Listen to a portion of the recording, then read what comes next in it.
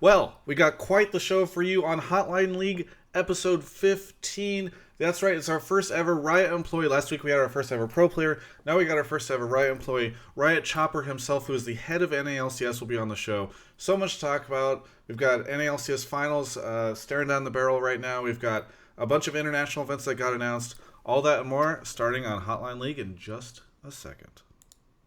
Hotline League is brought to you by Omen by HP. Once again, I nailed the opening. It's been 2 weeks since I've messed up. Very excited about it. You've been doing it how many weeks? 3 weeks total? Yeah, this might be week 4. I think the first week we did it. The second week we messed up. Then the next 2 were good. Either way, that's a good sign for this show. And let's face it, this show needs all the help it can get. I'm joined right now by my constant co-host on the show, Mark Zimmerman. How's it going, Mark? I had a great week, Travis. That's Absolutely, just a fantastic week. LCS was great. Personal life was great. Everything is great, and I love doing this show with you. I can't wait to do it. Yeah. Well, guys, I just want to point out we respond to your feedback. We've been getting a lot of feedback that the first 5 minutes of the show, Mark already seemed angry or sully or like he didn't want to be tired. Here. Tired. Now he's here. We're fixing the show every week. It's getting better and better. I got a Red Bull. Yeah, clearly. I gotta say, your joke last night was so fucking good. Which one? About the like sitting in a closet watching AFI's top 100. Oh yes. I laughed so hard at that. I showed a lot of people it. Yeah. For those that don't know, this is a constant thing. We can just talk about this a little bit at the start of the show as Mark's camera goes out of focus for some reason. So Mark and I, and pretty much everybody else that works in esports, especially people that are public facing, get messages all the time that are like, how do I work in esports? How do I get a job in esports? It's great to see that kind of passion. What's not so great is people's inability to just do a Google search. It's literally the most common question that creators get. Yeah. And so you can just do, like, if you just search Travis Gafford how to get into esports, you'll get a mess, or you'll find a video. But I think everybody's written kind of a blog or a post or some video somewhere. And so somebody tweeted at me and I replied, and then Mark kind of snarkily replied and was like, how can you get into esports without doing any effort or research? And I said, convince a team you could be an analyst and then actually just get free housing so you could sleep in their closet and watch AFI's, which turned out to be IMDb's top 100 best videos. That's actually the start of Mark's esports career. That's how it started. Yeah, if you cut out the 70-hour weeks of work, yeah, that's basically it. Yeah. But that was, you were living basically in it was Curse at the time, the Curse closet. Yep, I was season 4 Curse House in Redondo Beach. Yeah, and I just remember several years ago, Mark told me that basically his life was just being an analyst, and then in the evening he'd go in the closet and just search up the next video on IMDb's top 100 movies of all time. So he's seen all these classics or whatever, because that was his life for like a year. I didn't talk to anyone. I didn't have any friends in the scene. All my other friends are back on the East Coast. I just didn't do anything but watch movies. Yeah. Damien Estrada, head of One Up Team Liquid's production studio, says that you only played Dark Souls and then you complained about the team. That's not quite true. I mean, Dark Souls 2 came out, and I complained about Dark Souls 2. Yeah. I think I made Josh play Dark Souls 1. Okay. But yeah. The early days of Mark Zimmerman. So you said your personal life and everything's been great. Was this week actually good, or was it just another week for you? It was good in the sense where I was just like, you know what? If I'm not doing anything else, offline TV's on like a little bit of a hiatus right now. Yeah. So and there's like a couple small things I should have done, but I was like, nah. Pokey wanted us to watch a cut of her podcasting, and I was just like, yeah, I'll hold off on that. Yeah. I've just been relaxing instead. Nice. Yeah, I saw you paused your Patreon.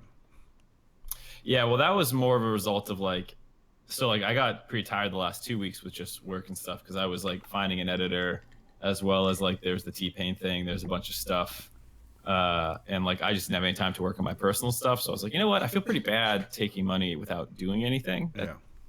I guess I still have enough of a conscience to be like, I shouldn't do that. So I paused my Patreon. Yeah. Which is odd, because that's half the people in esports. They take money without doing anything. So I'm surprised that you you had that level of conscience. Either way. So we've got, as I said at the start of the show, we have RiotChopper. What's with all the old people in here, dude? There's B-Tran, Alex Penn. Yeah. Kelby May.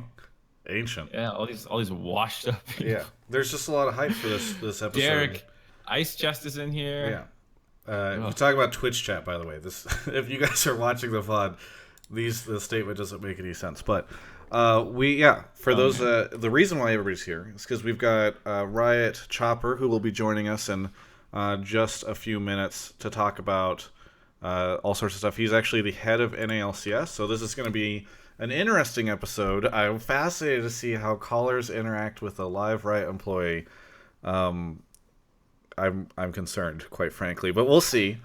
And so I ask, by the way, as we're starting to get into this, and as soon as we get Chopper on, Mark will start grabbing questions from the chat and all that stuff. But please be respectful to our guest. I think Travis is building the ultimate safe space. He's padding the walls, making sure everyone's only got squirt guns out, nothing too crazy. No, I just think, if you go on Reddit, there's oftentimes a lot of hostility to rioters, and I think this show in the past we've had Dash on, who I guess Dash and Azale are technically our first Riot employees. I don't know why I said choppers, but they feel a little different, right? And they're used to being in front of a camera. Yeah, and so I just, if you had a bad experience because of your favorite team who hasn't been in the LCS for 4 years got a remake against them in 2013, this is probably not the place to do that. But I am excited to have him on.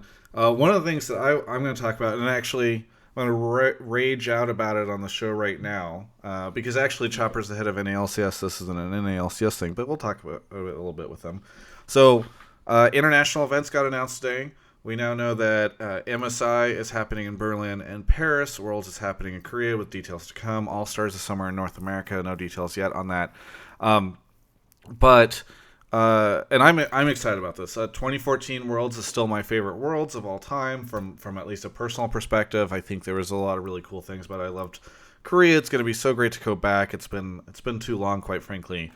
And I think Paris is a great city. It is kind of crazy that they're doing another German France World International event. Not World International event, but excited about it. The only thing I am not happy about is that the studio matches, the studio NALCS Berlin will be taking over the LCS in Berlin. The LCS studio in Berlin will be handling everything.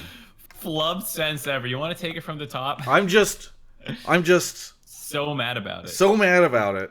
No, I mean, I've talked about this before. This is a constant battle with me and Riot. Episode 500 of Travis Gafford and where they decide to hold events. First, it was Tallahassee. Then it was the NALCS studio for All Stars. Now we're back in another LCS studio for an international event. So I'm kind of bummed about it. And I don't know, Mark, you should tell me if I'm freaking out.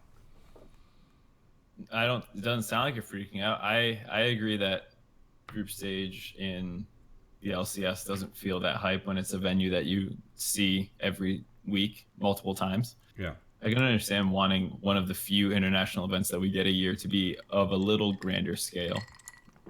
Yeah. But other than that, I'm excited about it. And I think that's cool for sure. And that's what I got before we get him on. Do you have anything else we need to talk about before we bring him on? I've got a commercial I got to go to. No, some people were mentioning the SOAS thing, but I just thought that was funny. I don't know. I didn't even see what SOAS said. It was just a back and forth that then no longer became a back and forth. Oh, okay. Well, I'll read up on that later. Yeah, it's not that interesting. Don't bother. All right. Well, without further ado, that logo on the screen in the middle signals quick little break we're going to take before we get Chopper on. If those of you that have not watched the show in the past couple of weeks might not have noticed this, but we actually have a sponsor on the show. Mark and we spent a lot of time, about 10 minutes before the start of the show, thinking about how we're going to handle it. It's a lot of effort. And we now have a sponsor who's come in and is supporting the show, and that is Omen by HP. If you haven't been around, or you haven't been paying attention, the past couple of years they've entered the gaming space again with Omen by HP as their brand. They actually do a bunch of really cool things in esports, and that's one of the things that I like about sort of how they're interacting with the gaming community, is that because they came in the past couple of years, they know that esports is such a big deal. They know it's plays a really big role. Got Mark with his Omen headset on right now. No, I'm just trying to look at something very close to my wall. Yeah, exactly. That's all I'm doing. There's something he's trying to listen in because the audio coming from his monitor. There's some sort of weird buzzing noise. He doesn't have an Omen monitor, but I have an Omen laptop back here. Either way, the point is they're supporting us on the show. They're supporting esports. They do things like they sponsor the Overwatch League, which I'm sure Monte Cristo and Chad is happy about. They sponsor this show, so they've kind of got the big shows like Hotline League. They've got the grassroots shows like Overwatch League. It just covers the gambit here. Now I'm just making a joke, but really appreciate them. They hooked up myself and my editor with some gear, so actually this show is broadcasting from an Omen computer. Haven't had an issue with it at all. It's been great. It's been fantastic, and really appreciate their support. They're actually doing a giveaway right now, which I'm going to grab the link for, which I should have had from before, but I've misplaced it as I accidentally closed the tab. So you were doing so good a second ago. I'm feeling. Restart the show. Yeah. Show's restarting. No, they're doing a giveaway right now, sort of based around another video game that is not League of Legends.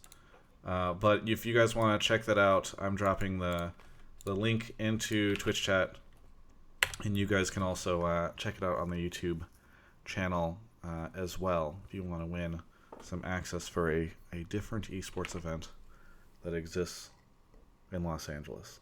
Either way, we thank Omen so much for their support. Really appreciate Omen by HP.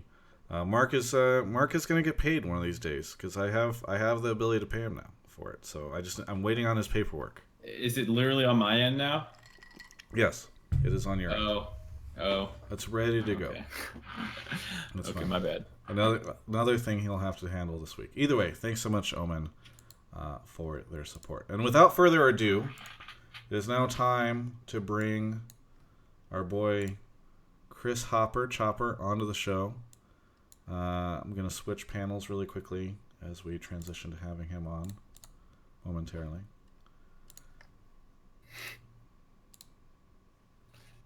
Adding him in. Tell me when I should throw him into... Yeah, you can drag him into the Discord call. Hello, Chopper. Hello. If you can mute your Skype, turn your webcam on, and unmute on Discord, we'll have everything we need.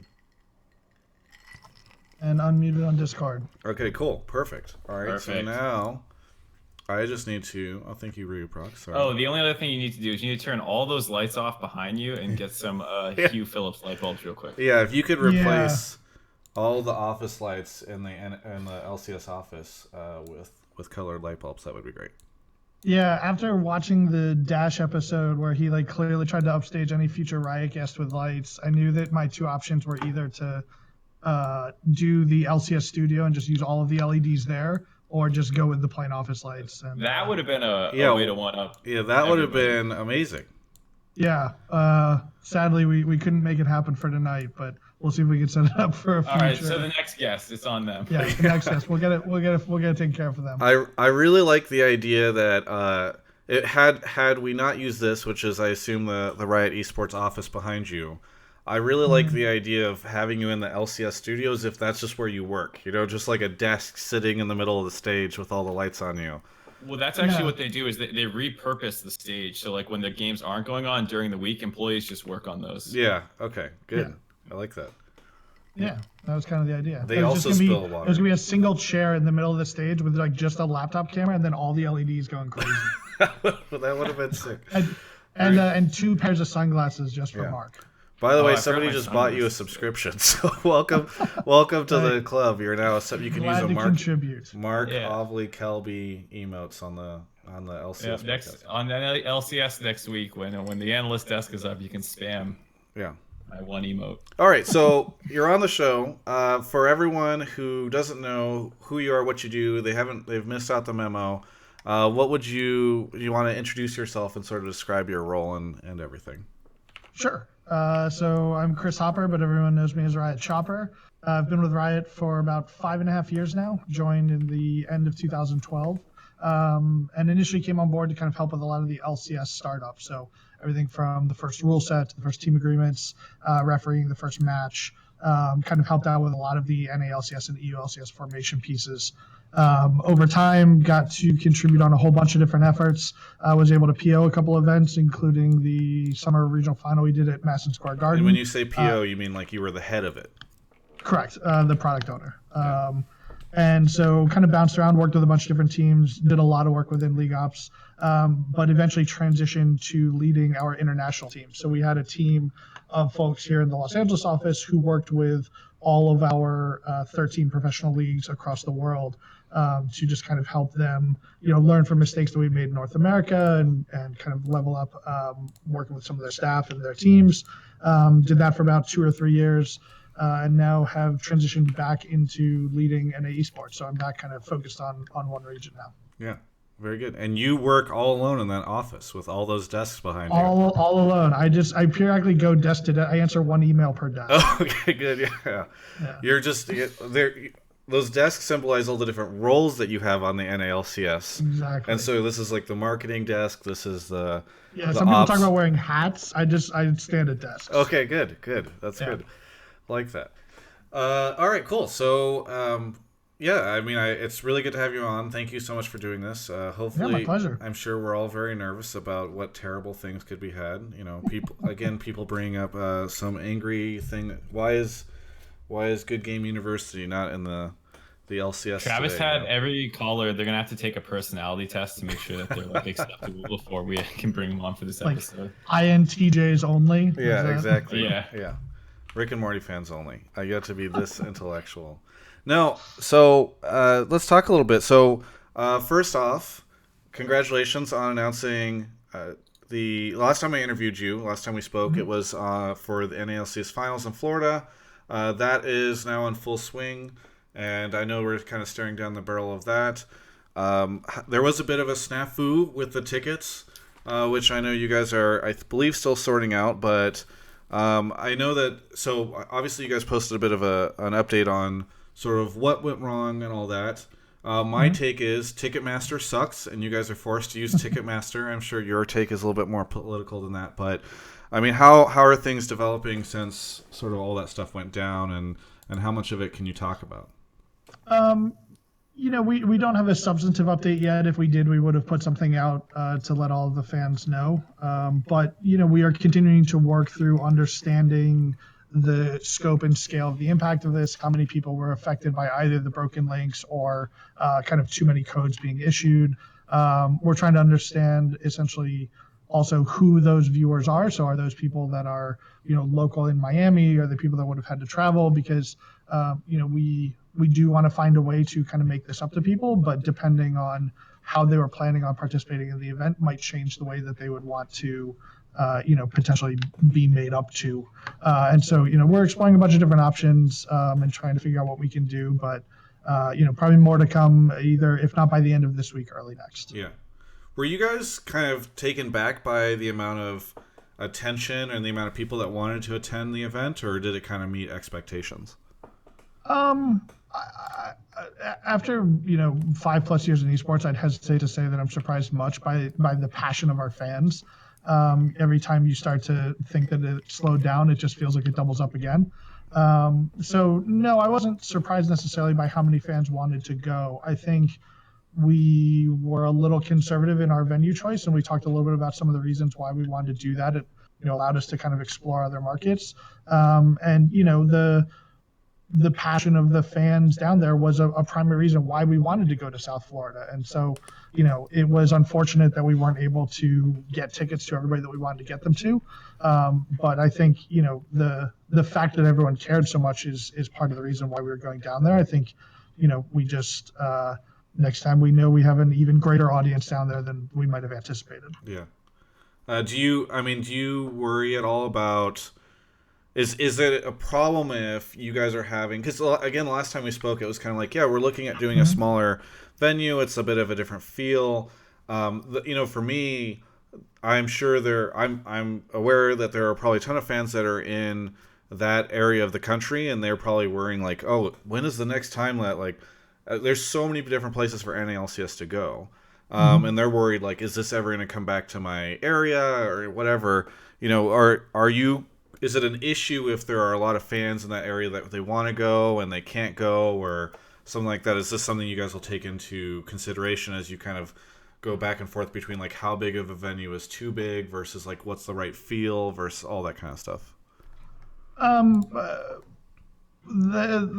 The exact art and science of venue selection is one that has a lot of factors that go into it. I think in this case, understanding the passion of the South Florida crowd is certainly a newer factor that we would have to address. We didn't necessarily anticipate this much passion and this much enthusiasm for fans wanting to attend an event in that market. So I think as we look at future events, when we're starting to evaluate whether it makes sense to go back to South Florida, that certainly will take into account, when we find great opportunities and great venues and great fan bases, we'd love to go back to them. That's why we have hit some of the same venues that we have in the past. So, as we learn more about this audience that we have down in South Florida, I think it's certainly feasible to say that their passion will color future events coming back to that area. Yeah. Mark, do you have any questions for Chopper? I don't want to take up the whole little intro section by myself. No, I actually don't have too many. I mean, I'm sure at some point he's going to have to answer the best of one versus best of three thing, because I know I got some tweets about that. But yeah. I mean, I feel like if I really wanted to talk to him, I could be like, "Hey, dude, I'm on the office on." Yeah, you see him every week. Yeah. Yeah, you sit like two desks over. Yeah. So I think if I needed to grab him for a question, I could. Well, so then I'll just ask two more questions. One is, all right, we're more than halfway through the spring split. We've got the franchise teams in. From your perspective, how's everything going with the new NALCS, if we're going to call it that? Yeah, I will personally say I've been incredibly excited by watching the games week in, week out. I think it's been awesome to see some of the newer orgs like Clutch, like 100 Thieves really be able to kind of perform at the top of the table. I think we're seeing some of the storylines that a lot of people take for granted kind of being inverted. We're seeing new players on the scene who are starting to tear it up.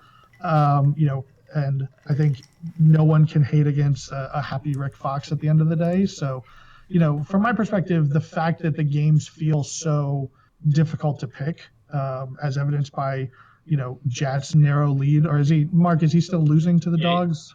I think he's losing to the Dogs, or tied with them, and then he's beating me in overall predictions. But I have the advantage in what the Dogs predict. Yeah. So the fact that it is so close, and I joke at I appreciate the good humor from Mark and Jat, but the fact that these games are so close, and the fact that these outcomes are so uncertain makes it must-watch TV, and to me that's the core of what I want to see as a fan. I want to go in and be able to appreciate the match and be able to kind of watch without knowing what's going to happen and enjoy kind of the thrill of the sport. So watching a league that feels this dynamic is exciting for me as a fan. Yeah. Now, yet to be known yet if it's dynamic because all the teams suck or all the teams are great. Because I got to say, when Golden Guardians loses to Optic but then beats Team Liquid, I think the next day it's kind of confusing. But it's the eternal optimism of an NA. Look great until proven otherwise. Exactly. That's right. We look how close it is. We're all so competitive. That's good. Let me just hop in and talk about, for the Twitch chat viewers, about how this all works, because there's some people who are in the waiting room already and spamming. So if you guys have not watched this show before, the way this works is there is a Discord that everyone is supposed to join if they want to get on the show. Posting it in Twitch chat now. What you do is you click that link. You then join both the general text channel and one of the general voice channels, and then in the general text channel, write your take. You think best of 3 is better because this, you think best of 1 is better because this. I'll then pull you into the waiting room, and you'll have to wait there until we get to you, and then I'll test your mic, make sure everything's good, and then we'll bring you on. If you're already in the waiting room, stop typing. If you're typing in general, but you're not on one of the voice channels, join a voice channel. Just 2 little bits of advice, because these are things that are currently happening. Yeah, people who are spamming will get banned from the Discord. Is that true? Oh, yes, Mark, it's true. Okay. They need to not spam. Way to expose, Mark. Yeah, I'm not very smooth. It's like, is that true? Is that an empty threat, Travis? Well, it's just like, I feel like sometimes I encourage the spamming, so it might be. Yeah. Mark, and then, by the way, if you guys are subs, feel free to use the sub chat. Mark and I try to check that a little bit frequently, and it gives you a bit of a higher chance of getting in. The last thing I will say, Chopper, so this is not your area of expertise, so I'm not going to grill you endlessly on it, but I'm excited about Korea. Worlds is going to be sick. I think maybe one of the first times, not one of the first times, but I remember way back when there was a day where I did a Travis Talks about how MSI was in Tallahassee and how I didn't like that. And the next day I was at the food truck in front of LCS, and you're like, hey, by the way, Travis, I'm the product owner for MSI this year. I saw your video. But, the continual Travis complaints about the venue locations and decisions for some of these events. But Berlin is hosting almost all of MSI this year. And up until semifinals and finals, which will be in Paris. Really excited about the semifinals and finals for sure, and I'm sure groups is going to be great. But why did we go with the EU LCS studio for the groups? And also, can you clarify a little bit, because it says the newly renovated studio. Some people I think that's the current studio, or it's going to look differently. Maybe you can add some explanation for that too. Sure. So I will caveat this up front, as you did, by saying I don't work on the events team anymore. So I don't necessarily have the best answers there. I'll kind of give you my understanding of the situation. Basically, when we look at events, especially international events that are going to be multi-stage, we're trying to tell a story as the event continues. And that story for us needs to culminate in kind of a spectacle. And in order for it to feel like there is that build up to a spectacle, it needs to kind of start at a smaller stage. And so when we were looking at some of the smaller stages that might be appropriate, it became pretty quickly apparent to us that all of the capabilities that a lot of these smaller venues could have were pretty similar to the capabilities that we had in our EU studio. And so while we are admittedly trading off not being in a different city and not being able to expose, a couple hundred or a couple thousand people to that level of the event, by being in the EU studio and kind of being on our own home turf, it does allow us to kind of take a lot more liberties with the broadcast. We're able to be much sharper with the show. It's a space that we know much better. And, I won't speak for the team. I don't know what surprises they might have in store for it. I would anticipate that it will not look exactly like the kind of standard EU LCS studio, and I would imagine that they've got some tricks up their sleeve. But this was a decision that was made in order to allow us to take advantage of the EU LCS studio, which we did a significant renovation on in the off season to build out, a master control suite there and a lot of the broadcast capabilities that the EU LCS now enjoys. And it would still allow us to then build to that same spectacle that we want for the Paris end of the show. So, I think we are excited about the opportunities to kind of work in those studios and understand that it does come at a trade-off. But, for this event and what we were kind of looking at through the course of it felt like the right step to take. Gotcha. Okay. All right. Well, maybe I'm excited to see what the international events team is up to, and hopefully it kind of surpasses my expectations. So I just remember that what the studio looked like for, I think it was 2015 All-Star. What was the first All-Star that was at the NALCS studio? Was it 2015 or 2016? I think it was 2015. Because Barcelona was 20. Okay. Yeah, I remember that looked very different. It was kind of cool. So I think, there's definitely a precedent for doing something cool. We'll see. Well, if you've looked at some of especially some that were in the non. You're cutting in and out, Chopper, a little bit. I'm not sure what. Must be that quality Riot Studio broadcast. Yeah, internet. No worries. Can you guys hear me all right? Yeah. Go ahead. You were saying if you look at some of the things that especially some smaller regions did during Rift Rivals to really kind of spice up their venues, they weren't making, multi-million-dollar changes to their studio, but they were able to get a really different look and feel that kind of felt more in line with the story there. So I think between the capabilities in that studio and some of the lessons that we've learned over the last year or two, whether it be from All-Star or whether it be from Rift Rivals, I'm very excited to see what that team can produce. Cool. I can give a bit of advice. You should get all the lights that are used for like analyst desk and casters and stuff, and replace them with Hugh Phillips lights. Yeah, And Hugh then you can Phillips just- lighting. This show should be sponsored by Hugh Phillips you lighting. can just copy this look and feel. We won't. You won't charge for it? For us, yeah. I'm You sure want to charge that's for the design? That's free? Okay. probably Yeah. what Miami's going to look like. They just took the Hotline League aesthetic, and then they're just like, that's the whole. You know, whole this thing. show started before that was announced, Travis. Maybe we did influence. That's. I mean, what do you mean? Maybe we did. It's definitely. You never asked the question in the first interview, Travis. Was this just a blatant rip of Hotline League? And Yeah. If put to the test, I'm not sure how I could answer that. Yeah. So this is the fun thing. I don't think we'll be able to fix it, but your microphone cuts out once every other sentence for like one word, and so it just sounds like you're cussing the entire show, and we're just bleeping it. So we're really excited for the new event to happen. No, it's gonna be good.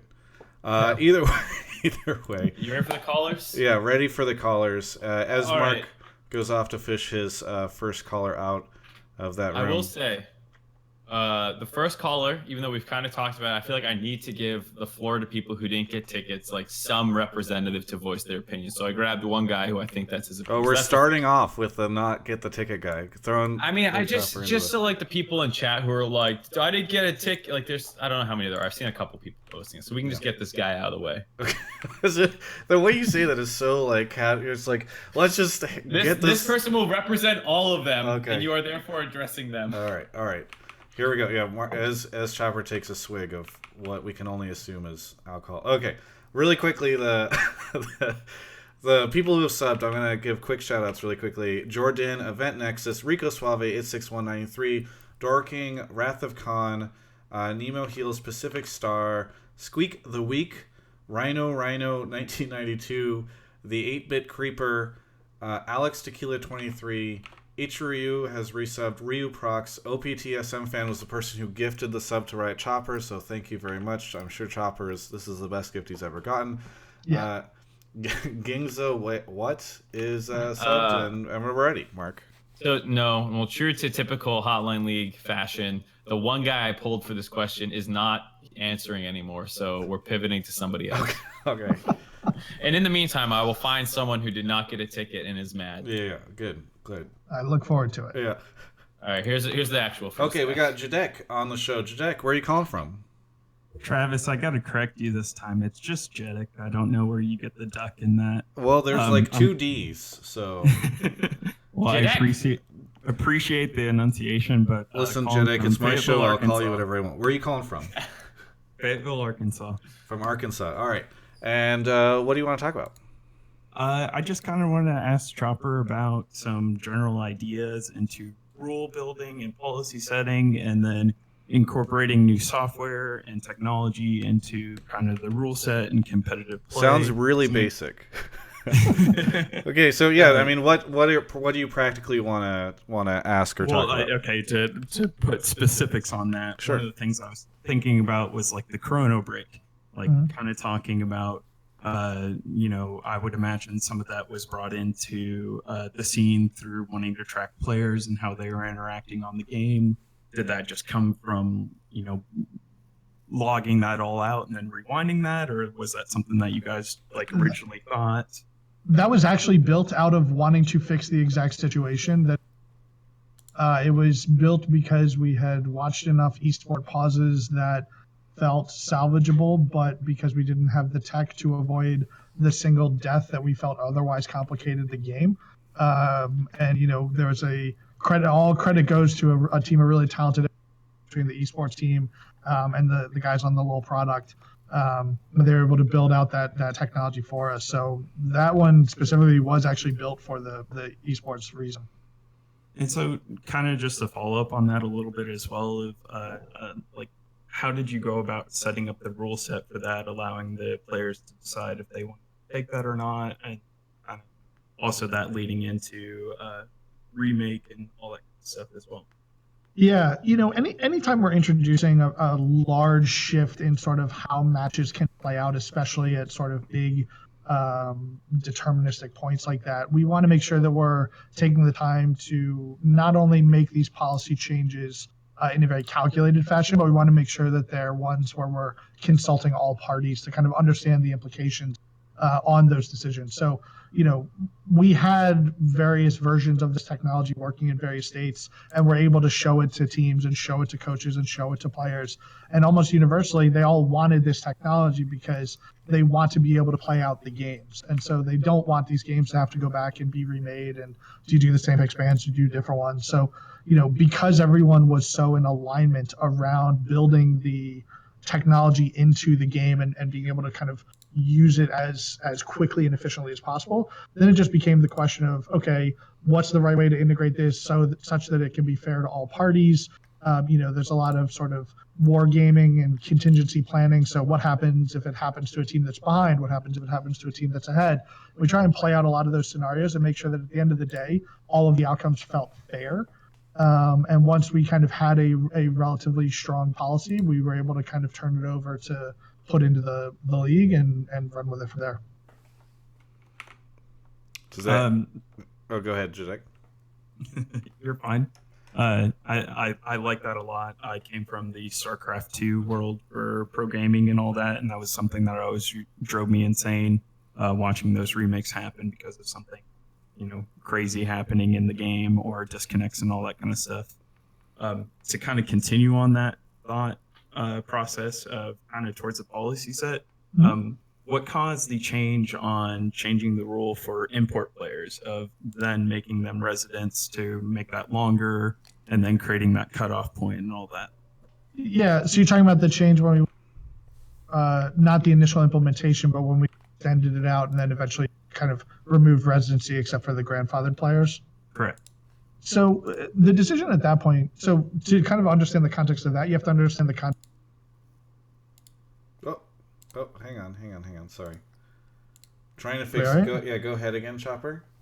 Can you hear me? Yeah, I think I have a solution, which is you unmute yourself on Skype, and then I will mute you on Discord, and then because I think it's Discord that's cutting out. Okay. I'm unmuted on Skype. Okay, perfect. All right, I think we are going to solve it. So go ahead and keep answering. I hear you guys on both though. Yeah, you'll have to figure that out, Mark. I believe in you. And the person Mark, you can just server mute me on Discord. Well, Okay. but then the caller can't hear you. So No, Mark, he's saying Mark, just privately mute Chopper on Discord, and we'll be good. The caller will just hear him cut out a little bit, but I think we'll be fine. Yeah, okay, I got you. Can I still hear the caller? Yes. Okay.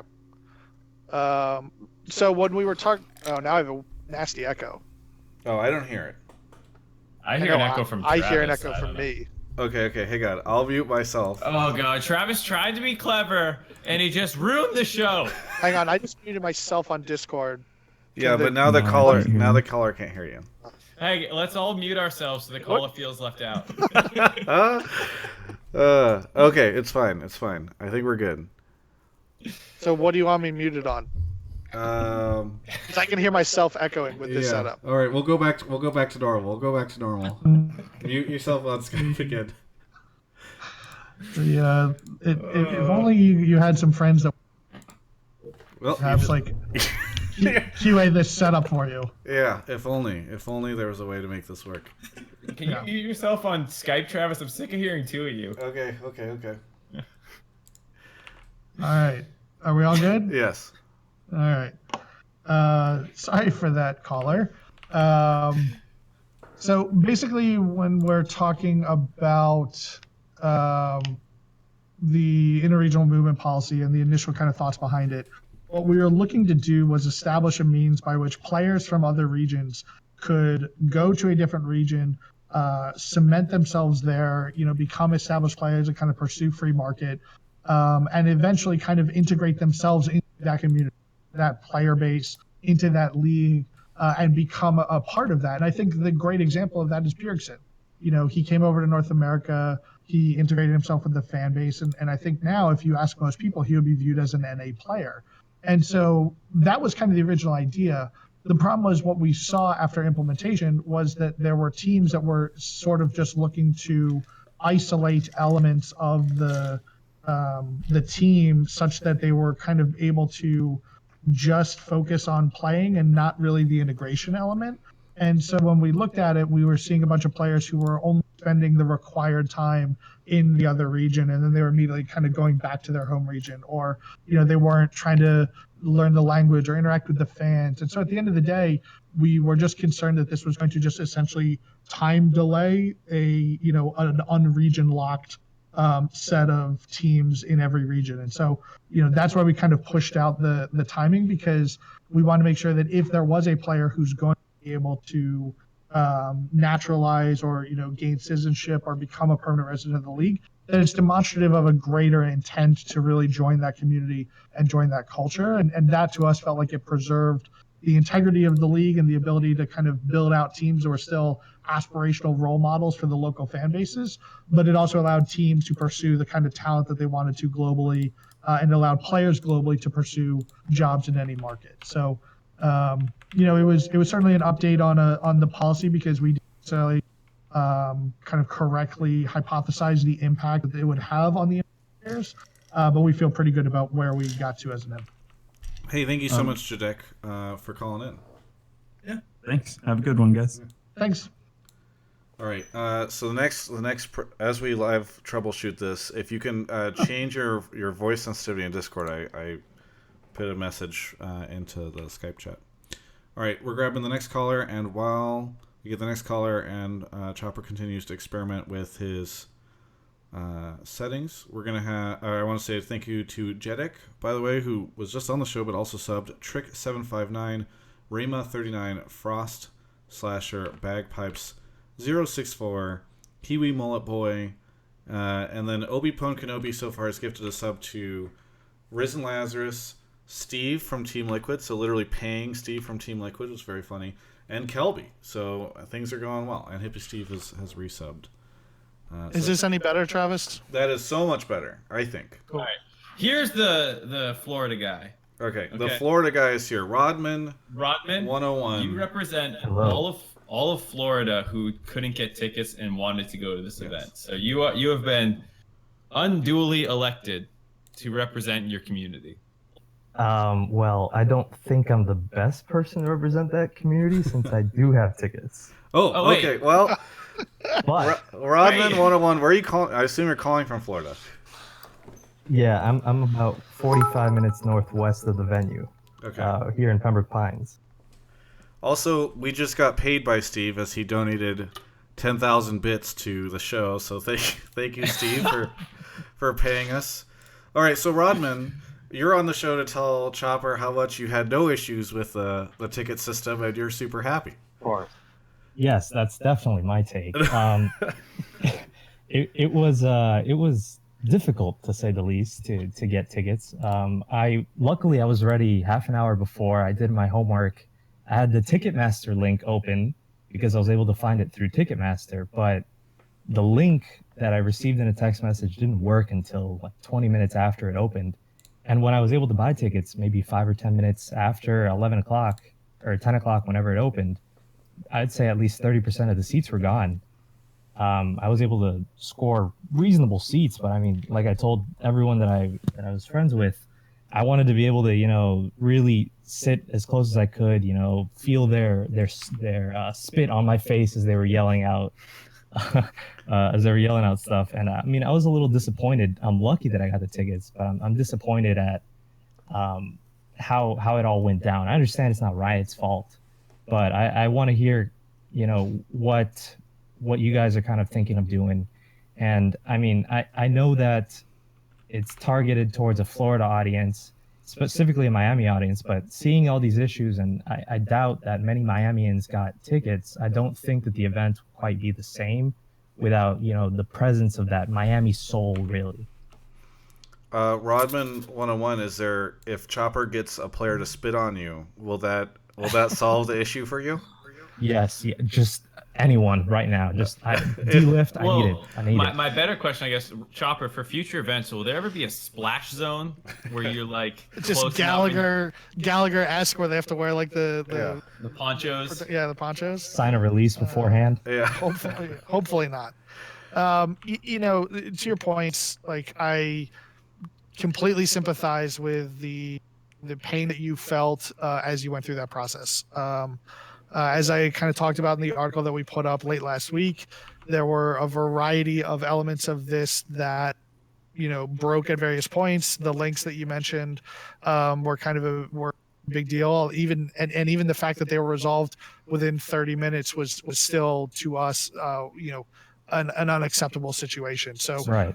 You know, we are taking the steps as we kind of outlined to sort of revisit the kind of steps that we put in place as we work with different ticket vendors for future events, looking to kind of be more assertive, I would say, throughout the process and kind of challenge a lot of their existing procedural norms just to make sure that our fans have the greatest experience. Mm-hmm. You know, when it comes down to it, we're never going to be able to unfortunately please everyone that wants a great ticket to an event. You know, we are lucky to have incredibly passionate fans like you, and it is an unfortunate reality of the business that we're in that we can't do live events all the time and give everybody first row seats because, you know, I've seen the passion of fans at those events and totally agree with you that, you know, it is something truly magical. So, you know, I unfortunately don't have a better answer than we will absolutely learn from this. I can promise you that this is paining all of our staff, and we are trying to find ways to make it up to those who are affected. And you know, I'm glad that you got tickets to the event. I'm excited to kind of see that you really enjoy the show, and you know, we will continue to learn and improve from this. Okay, all right. And kind of going back to the other point that I made, how are you guys trying to kind of bring in this whole Miami feel? Because as I was saying, I think from what I've seen online, a lot of Miamians weren't able to secure tickets. So how do you kind of you know, bring in that feel of the people in this area without them actually being there? A lot of them. Really quickly, before Chopper answers that, I would just caution you in seeing, like, I'm sure there are some people from Miami that haven't gotten tickets. Oh, of course, yeah. And in my experience, like, you'll see there. I bet you there will be a lot of people from Miami at this event. And that would be my thing. Even if there are some that didn't get tickets and it sucks, like that's my personal take on it. But I'll let Chopper answer. The problems through the ticketing process weren't more or less heavily affecting you know, viewers from Miami. So I think to the degree that we typically see very strong hometown audiences come out, I would assume that, you know, the kind of those same metrics would apply for the Miami show. And so I would assume that, you know, a large chunk of the crowd that we're going to end up having will be Miami fans or fans from the region like yourself who are able to work through the process and secure tickets there. So, you know, I think between the fact that I actually have pretty good faith that we'll have a good showing from the crowd there. And then also I have a lot of faith in our broadcast team to kind of capture elements of the look and feel of the region. When you think about sort of the whether it be the bumper shots that we use for our features or some of the teaser material or some of the longer format we're able to shoot down there, as well as the content that I'm sure all the teams will look to put out down there, I think there will be a pretty strong element of look and feel of Miami. I mean, that's part of the reason we wanted to go down there, was to tap into that culture. So someone was posting in chat, and just so I don't have redundant callers, I'll just read this guy's thing out loud, and maybe you can. What's his name? That. Sure. Knox, Nawks, Knox. He was saying, "I'm from Florida, but I didn't get a ticket. Why should I bother driving down for a sold-out show for something I'm not going to be able to attend? Is there a festival plan? I know spring doesn't warrant anything comparable to Worlds, yet there's so much support around that event. Is there anything planned this far out from the event that will cater to a crowd that like doesn't get tickets?" So I guess he's asking like viewing parties or anything like that. Yeah, so that's part of what we're looking to understand as part of kind of the effort to resolve this ticketing element, is what options there are to work with, you know, either pre-existing or support other potential viewing parties in the area. I think We did kind of underestimate the magnitude and the passion of the crowd that wanted to do or see something in the area. So I can't necessarily commit to anything right now, but again, I'd say stay tuned to the LoL Esports Twitter. By probably late this week, early next week, I think we'll be able to have some more conclusive answers on what we can do to supplement those who wanted to see the show and kind of try and make up for the poor experience they had here. Yeah. I heard a rumor that there was this show, like a community show, that is trying to host something out there for the finals. It's called Hotline League. I do that.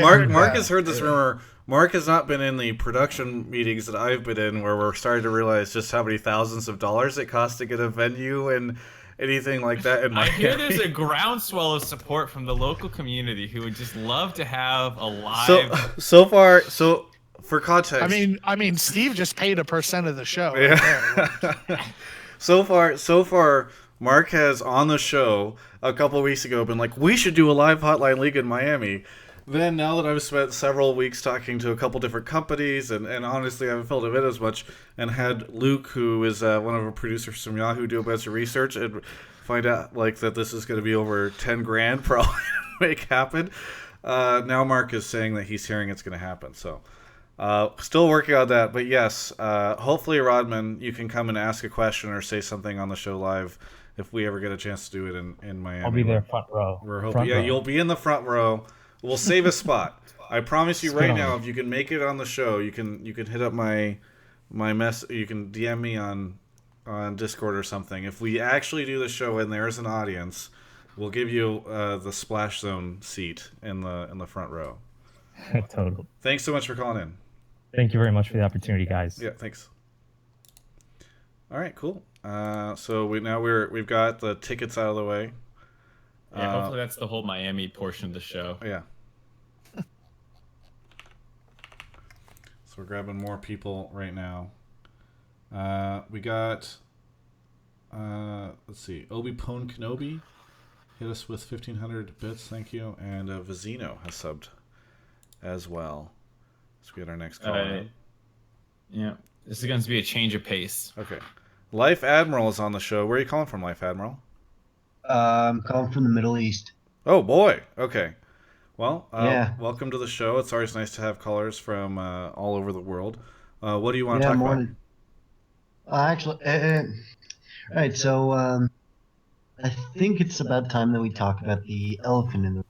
We talks about, well, TSM's going to pick it up and everything, but it's time to shine a light on CLG and the fact that it seems that they have the single worst coaching staff in the league. It does not appear like that they understand meta. Now, yeah, I get it. Every single person on CLG right now has been to Worlds. Rainover's been to Worlds in two different leagues.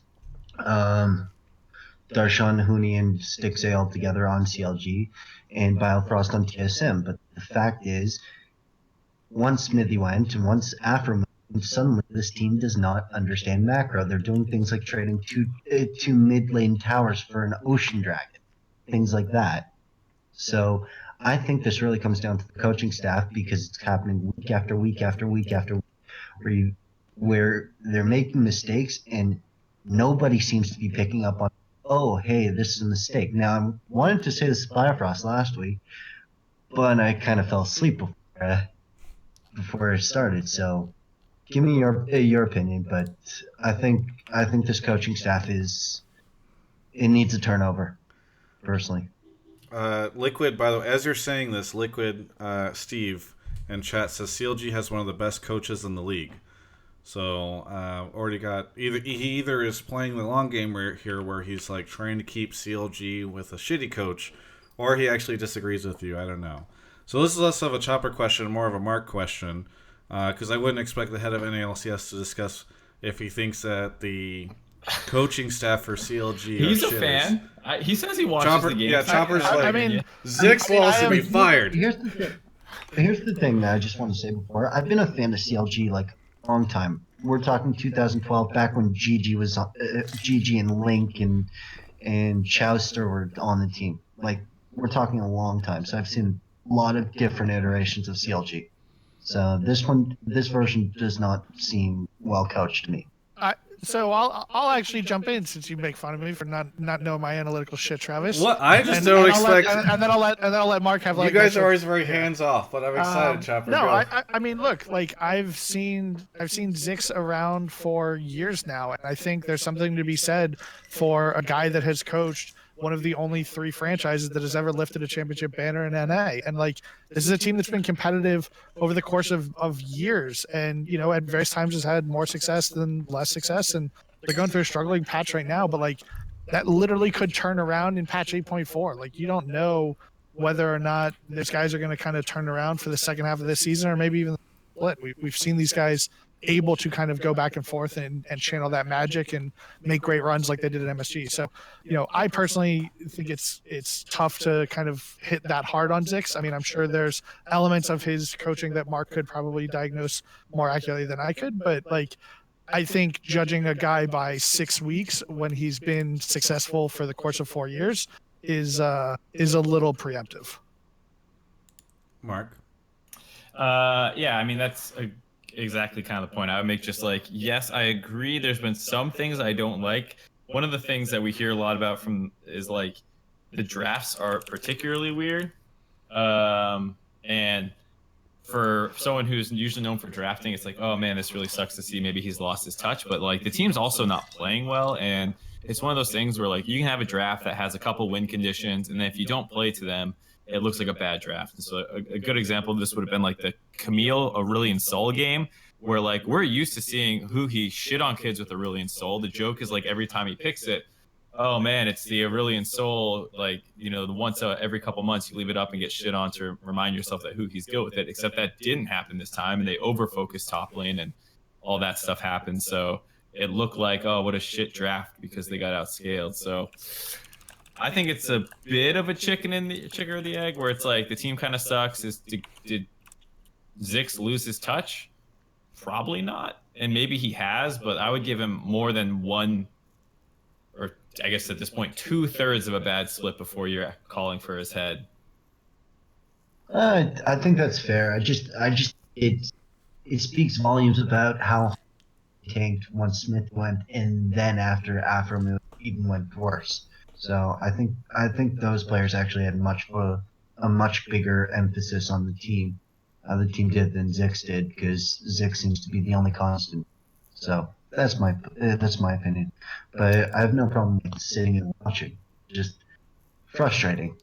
Yeah, I mean, I can feel that, but like, like Chopper said, they've hoisted a banner. They were 4th last split. They changed out 2 players, and suddenly they're 9th. Like, probably has to do with some of those other changes that happened.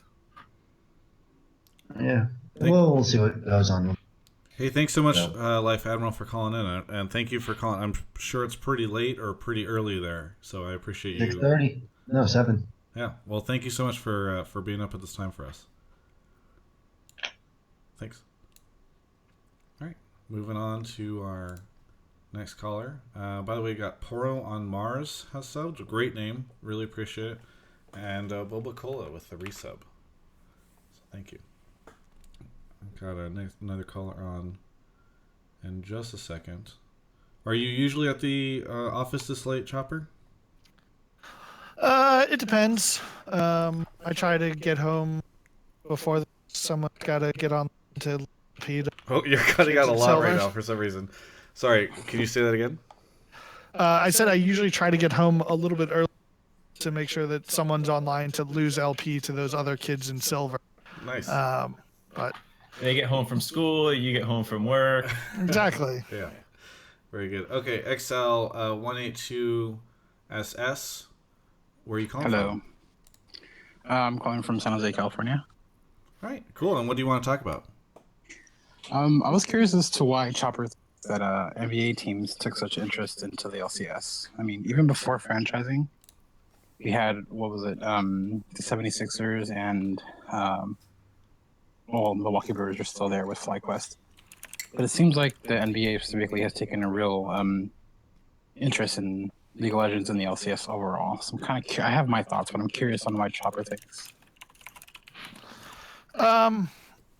I think it's a combination of a couple reasons. One, I think when you think about pro sports, they think about people watching their sports on TV. And when they're trying to understand what younger demographics are doing, they increasingly are concerned about people who are leaving TV behind and watching things online. And so then when they say, well, what are they watching online? A lot of people say, well, they're watching Twitch and they're watching esports. And when you look at League and you look at some of the other sports, but League in particular, I think League is probably the easiest sport to understand in its relation to basketball. I think it's a 5-on-5 game. Some of the positions and the differences there are kind of analogous to the 5 positions that you see on a basketball team. And also the NBA typically has a younger demographic than, baseball or hockey. So they're a little bit closer to the same fans who are watching our league as are potentially watching theirs. So I think there was kind of a natural demographic overlap. And I think once, teams like the Sixers, but also individuals like Rick Fox started getting involved, I think that kind of threw up a bit of an interest bell among the other owners. More so than it did in other sports where it might not have necessarily made as large of a ripple. But, Rick has been a fantastic evangelist of League of Legends sports for a couple of years now. And that's a guy that knows every owner in the league. And so I think, he's been able to be a really great advocate. And then the other thing is we actually do events. We have done several events in NBA venues. And so one of the first ways that Madison Square Garden Company kind of was introduced to esports was when we went and did an event there, and they kind of looked around and said, this crowd is amazing. This is a great event. How can we get more involved here? And a year and a half later, obviously investing in CLG. So I think between the overlap that we naturally have with the demographic, I think the awareness caused by a couple key sort of celebrity influencers, and then finally the venues that we used, whether it be MSG or the Staples Center, we kind of look at a lot of the NBA venues as potential options. And so all of those, I think, just naturally led to a greater amount of awareness from the NBA owners and thus interest. Yeah, right. I mean, I pretty much had the same thing, like with my same thoughts. Because the other thing I was thinking was that, it was focus on the players. When you look at the NBA players and look at the LCS players, the one thing that they have huge in common is that they both use social media a lot. A lot of interaction happens not only between fans and players, but also between player and player, Like seeing players go back and forth and then seeing players kind of go back and forth. Even when you look at the off season, like recently, the Cleveland Cavaliers made a whole bunch of trades right before the All-Star break. And a lot of those things, the news is coming from sports writers putting it on Twitter. And then when you look at the LCS offseason, you most notably Double Lift. The first place he went to wasn't Reddit, it wasn't a ESPN, it was like Twitter. Like, well, I guess I'm no longer on TSM anymore. So I completely agree. It kind of seems like there's so many similarities there. And that was kind of like my reasoning for them, the NBA taking interest. That and the age gap, like you said, like you said, was really. There's a lot of money in millennials, and both NBA and LCS have that. Yeah. Very good. Thank you so much, Excel. Thank you. Yeah, appreciate it. All right, moving on. We are just past the hour mark here with RiotChopper. For those tuning in, RiotChopper, Chris Hopper here on the show, is the head of the NALCS. Just talking about all things LCS on the show. Exciting to have him on as he's clearing out. Oh, there is some movement behind him in the office. I don't know if that's a cleaning service or security guards that always walk the floors. Security guards. You sure it's not a zombie? Yeah. I assume you guys will give me a heads up if it is. Yeah. Maybe that's good television. I think if suddenly you get attacked. Justin, nice to know where your standards are there, Travis. Yeah. Invite the guest on, watch him get eaten. Yeah, exactly. I mean, Justin, where are you calling from? I'm calling from Koreatown, Los Angeles. Koreatown, Los Angeles. You're right here. When was the last time that you went to Korean barbecue? Sorry, you cut off. Korean barbecue? Yeah, Korean barbecue. Well, my family's Korean, so we don't necessarily just have to go out. We kind of just eat it at home. Okay. Do you not go to? Do you ever go to Quarters? Oh, well, that's like the most common one, but no. Is that the bad Just one? usually some other ones that are around. Okay, that's like the boring people one. Well, either okay. What do you wanna talk about? I want to talk about, well, obviously it's a pretty big topic about best of ones in NALCS and my feelings on them, especially on someone who watches best of threes also in LCK right now, and kind of what I get from it. So basically, we changed from best of threes to best of ones in NALCS and EULCS. It was meant for viewers who were able to watch all the games, and for analysts who want to be able to watch all the games, be able to get something out of them. But I feel we're more than halfway in through Spring Split, and I feel that the best of one format, as a fan who watches almost every game in the NALCS and who's very avid, who's very like dedicated to watching like competitive LCS, I feel like best of ones just doesn't give me that same feeling best of three has, and it gives me a lack of satisfaction when teams do win and when teams do lose compared to what I get when I watch best of threes in LCK, and kind of the difference in the data that you can get from the teams that play there. You know, it's hard to argue the benefits that you're attributing to the best of three, and honestly, this is kind of a 51-4 topic. I mean, there's going to be people who feel best of three was the right format. There were some very vocal voices around going to best of three in this office that led to that decision a couple of years ago. There's going to be people who prefer best of one for the different kind of freedom and show pacing and kind of the intrigue of feeling like the underdog has a greater chance. And they appreciate that element of the storyline. So I can't say that any of the things that you feel about that are wrong. And at times, I think a lot of the people on this broadcast team have felt the same thing. That's why we love extending playoffs into best of fives and seeing how those longer series play out. I think when it came down to it, we felt that there was some of that let the best team win, get the most satisfaction from ensuring that the best team is winning throughout the playoffs. And when we looked at the regular season behavior, it did make best of three did make watching the league harder. It was more content. It was a longer block to sit down if you wanted to watch to see whether or not, TSM could beat TL or vice versa. It was a much greater commitment to be able to kind of see that through. And from the behavior that we could see from the fans, that difficulty that we imposed on watching the league cost us in a lot of the fan kind of behavior and fan viewership. So, we at the end of the day, we want to make a product that is easily consumable and enjoyable for our players and for our fans. And so at the end of the day, we decided that reverting to a single game format was the right decision for the league. Now, that's not to say that it's the same thing for Korea. There's plenty of people who enjoy watching the matches play out in the Korean format, and the things that they're going to that league for might be different than the needs that they have fulfilled via the NA or EU LCS. And so, it's not to say that one format is right and the other is wrong, and that's why we don't impose a global format. We allow different regions to have their own kind of decision-making authority around BO3 or BO1.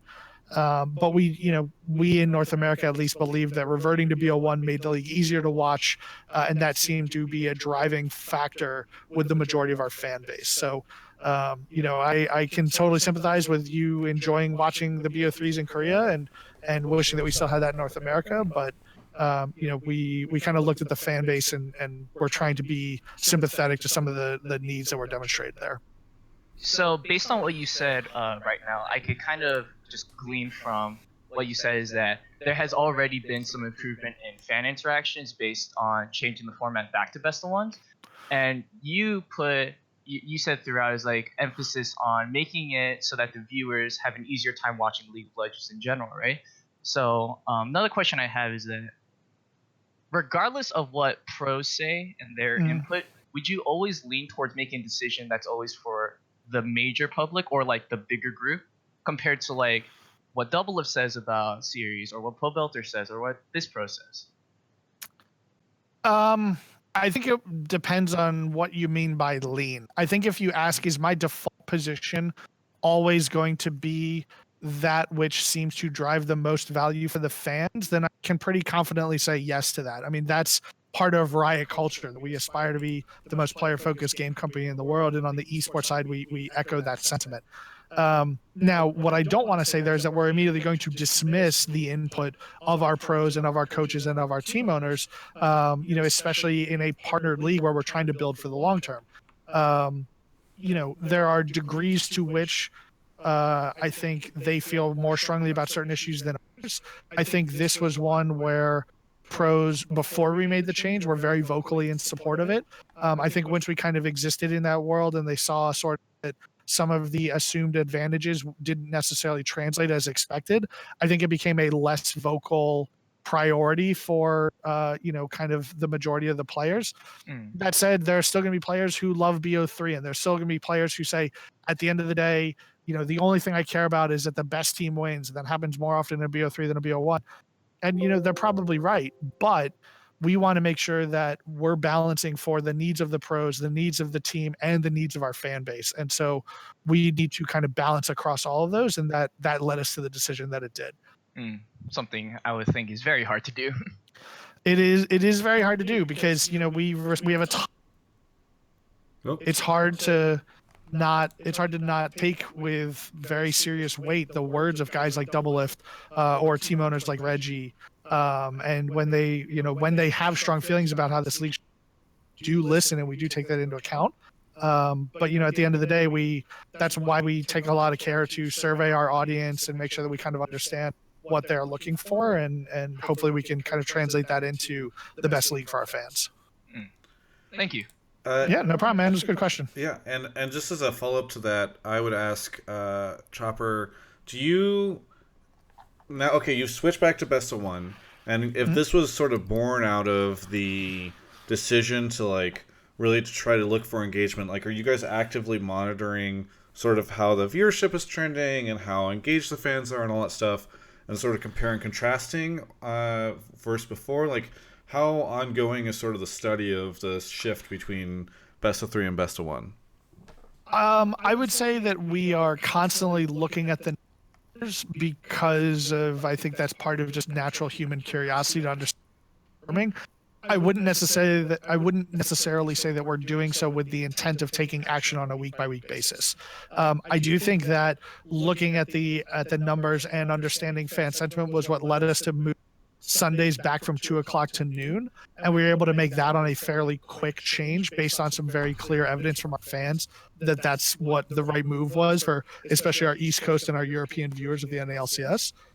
But in terms of a more significant shift like the BO3, BO1, or other kind of decisions of that magnitude, that's largely something where we need a greater body of evidence. And when you look at the number of changes that were made coming into the spring split, whether that be the new franchise teams, the different channels, the different time that we're on, going from BO3 back to BO1, there were so many things that changed that we wanted to make sure that we hung on to the audience that we had. And now we can really start to take a look at, okay, what can we do to refine the experience for that audience and ensure that, A, the decisions that we made appear to have been correct, which I'd say so far they have, and then further work to kind of bring back some of the audience that we might have lost along for whatever reason. So I think at this point we feel fairly confident that the decisions that we made were right, and so now we're focused on continuing to grow and kind of restore some of the viewers that we might have lost over the last years. Yeah, cool.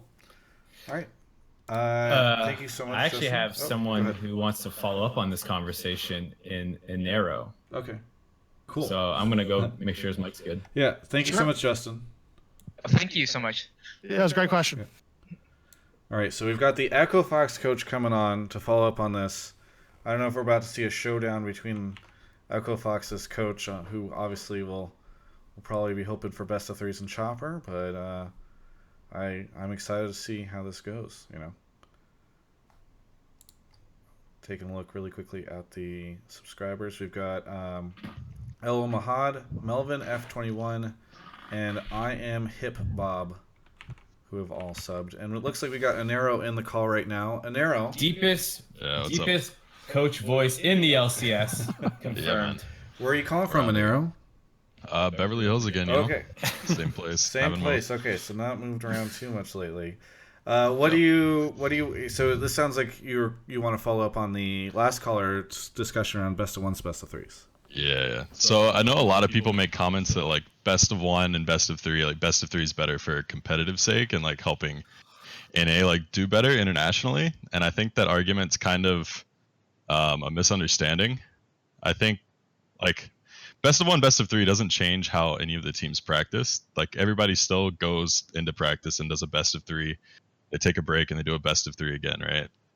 And then it's just on the weekend we play like 2 less games, maybe, like at worst, right? And that doesn't really impact anything internationally. Like the only time I really cared between best of three and best of one was like when I lost the best of one. Like I feel like people only care about it when they're the team losing the best of ones because everyone wants to be higher in regular season.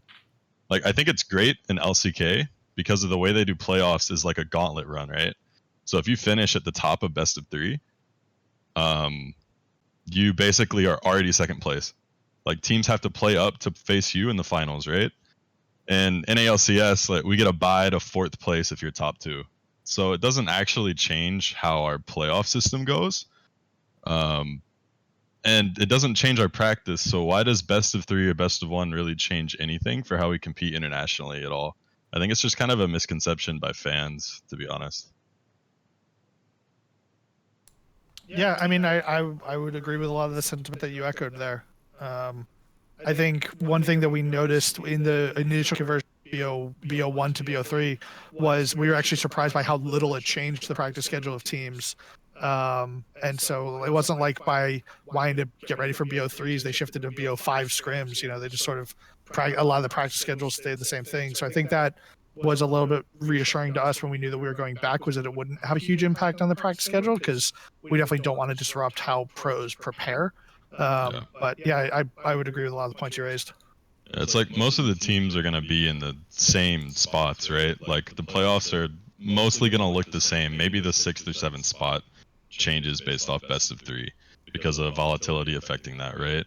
But it mainly ends up being the same and practice is the same. So I think the argument of international is just kind of irrelevant. Like practice just never changed over the course of LCS despite all of this.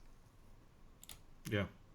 Hey, thank you so much. What did you personally like watching more? Because that's a good perspective on coaching. And I know like Pobelter has been like, I hate this. I prefer best of 3s, yada yada yada. But what did you prefer watching? I honestly prefer watching best of 1. I'm trying to keep up with as many regions as possible, right? And obviously best of 3 gives you like more info every time. But it can be hard to catch every game too. Like this is my job as well, to like watch as many of these games as possible, and it's hard to catch up. Obviously there's more info you can get, but as like a casual viewer, when I try to watch something casually, it's nice to be able to watch just one game and kind of have a rough idea of how it goes. But I guess competitive sake, I'd like to have best of 3, but that's me being greedy. Like I can watch scrims of teams that I've played in the past too and use that just as effectively, right? Yeah, I've always personally preferred best of 3, but like it is a bit of a nightmare when I was like last split doing GLT and Blame Game, and it's like, oh, I have to rewatch like a billion games a week just to try and create content. It's like it's much easier as a content creator too. Yeah, it can get pretty tough. Like obviously you have a clear idea of who the best teams are, right? That's just what happens. But yeah, it's just, I think it has downsides just for casual viewers. Okay. Thank you so much, Anero. Really appreciate it. Yeah, thanks guys. Always nice having you on the show. Thanks, man. Yeah, see ya. My favorite coach who has called in on this show. Parth implied that he was going to. Parth implied that he was going to call in, but then I wasn't able. He said like I have to download Discord, then that just became too much work for him, I guess. So. Well, I thought he hated Skype. I see him tweeting about how bad Skype is. Yeah. Well, if we did the show on Slack, maybe we'd be able to get him on. Oh, yeah, Slack. All right. Next caller coming in just a second. Yeah, you want me to grab him now? Yes, please. All right, we're moving on to the next caller here. Again, if you are tuning in for the first time this episode, you are watching Hotline League. It's a call-in show hosted by Mark and I. This week's guest is RiotChopper, who hits up the NALCS. We have Khan on the line. Khan, who previously has been on the show and is a Twitch sub. Thanks for your support. Where are you calling from again, Khan? Oh, good old Idaho. Nice that Risen can remember me as somehow the only caller that calls into the show, but just good old Idaho. Oh, very good. Yeah, no, I mean, a lot of people bring up Idaho. We seem to have a lot of callers from Idaho. I've already cracked too many potato jokes. Yeah. I don't remember what I'm supposed to be cracking anymore. So what do you want to talk about, Con?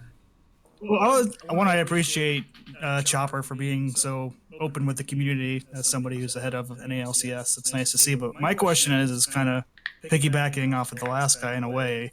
What type of plans does Riot, you guys have to improve NALCS viewership? Because, I've been kind of watching the numbers all split, and there hasn't really been very much of a bump, especially compared to kind of the glory days for the NALCS in like season 3, season 4, season 5 when it was. Yep. So what do you guys have planned to maybe help bring it back? Because it just feels like we're still stuck in a lull. I mean, I was watching last week and games 4 and 5 were under 100,000 viewers on the Riot Games channel. And that's, for me, as somebody who's been watching from season 2, that's a huge kind of disappointment. Yeah. So I think there's a couple things. One, I don't think the viewership is as dire as you're portraying. I would remind people who only watch on Twitch that we are also on multiple other languages on Twitch. Also on YouTube. Sorry, that cut out for a second. Yeah, well, sorry. Also on YouTube as well as other languages there. So, are we where I aspire for the league to be in viewership? No, certainly not. I was here in 2013. I helped work on some of those analytic reports that pulled those numbers. I know how big our potential audience can be, and I am the reason that I'm here is to build us back to that state. Like, there's nothing fundamentally different about our league or our fan base or our teams that prevents us from getting back to that. So I, like you, want us to get back to that sort of glory age, as you kind of put it. And I think to do that, we have a lot of things in plan. Some of them are going to involve working much more closely with the teams. As franchise partners, I think we're going to be able to coordinate much more closely with them around the kind of content that we do and the sort of supplemental experiences that we're able to design that are going to provide more rewarding and engaging experiences for fans.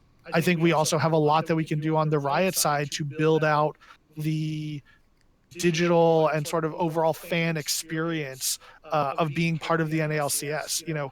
I grew up as a major sports fan. I grew up a Duke basketball fan and a general Philadelphia sports fan. And I can remember as a kid being part of things like the Junior Duke Blue Devils Club and what it meant to get the t-shirt and feel you were part of the club, and the pride I took in being able to represent my team, and the fact that meant that I didn't miss a single game. And, was able to carry that on for years, that behavior. And so we're looking to create long-term engagement cycles with our fans. And we want to make sure that our fans are able to integrate with their teams and integrate with their favorite players and integrate with those brands in a compelling fashion. And that's a lot of the stuff that we're working on right now. I think it was a massive effort to launch the season given the number of changes that I talked about above. I mean, I don't want to underscore how challenging implementing a franchise system was for Riot as a company, and also this team on NALCS, and also the who had to undergo this entire process.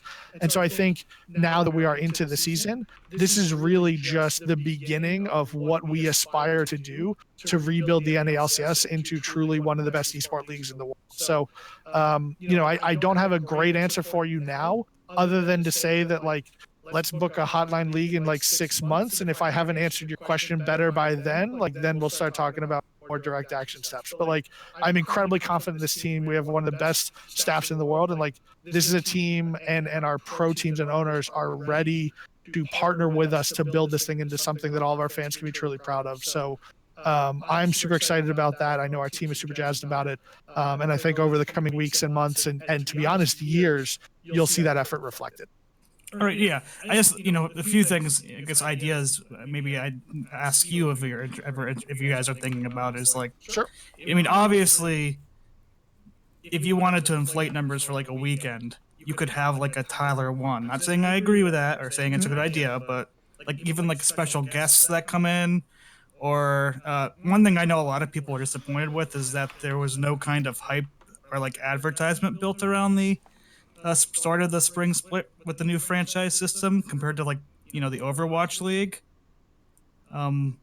Anything like that potentially that you might know of at the moment, or? Yeah, I mean, I think for the start of the season, I would hazard this was probably the most challenging start of season that we'll have going forward because we were transitioning so many of the teams into the league and getting a lot of those guys up on and off the ground, and working with several of those teams who didn't have necessarily brands and logos and colors and all the elements that we need to kind of promote teams for the start of the season.